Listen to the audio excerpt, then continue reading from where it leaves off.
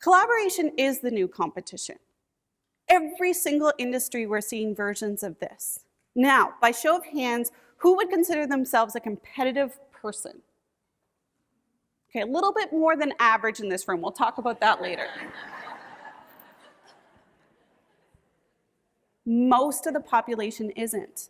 It's 5 to 10% of the population, or in this room, at least 50 to 60%, that is competitive. However, we have an innate need to belong, to work together, to have that inclusion. And yet, I work in the wellness space, so many of our programs are, how many steps can you get? Let's get this table versus this table and see who walks the most amount of steps. But this is fundamentally flawed.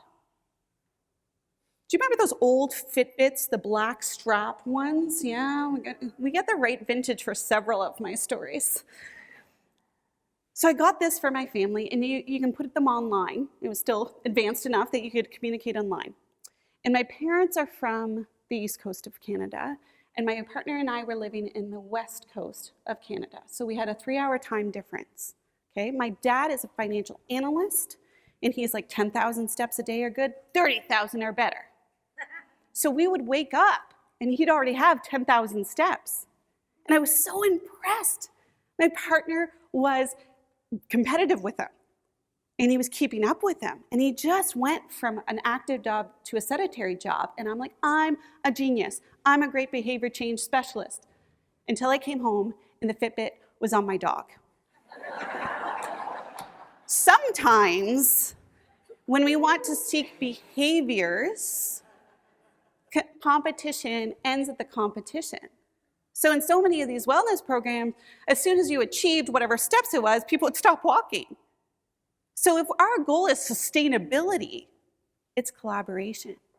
And that old saying, you're going to go far by yourself or fast by yourself, but further together, it's so true. But how do we create these really meaningful, conscious connections? Now, some of this presentation, you'll be like, yeah, I know, Lisa. No, I get it. But so much of our communication isn't around these topics that should be talked about. Why isn't there a communication class in high school for most of us? Why isn't there a collaboration class? And now that we are seeking out more normalcy and hybrid or fully online work, we need to be creative about it and consciously design these connections.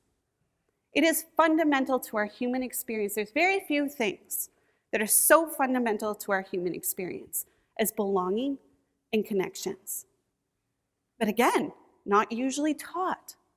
So how do we get creative about this?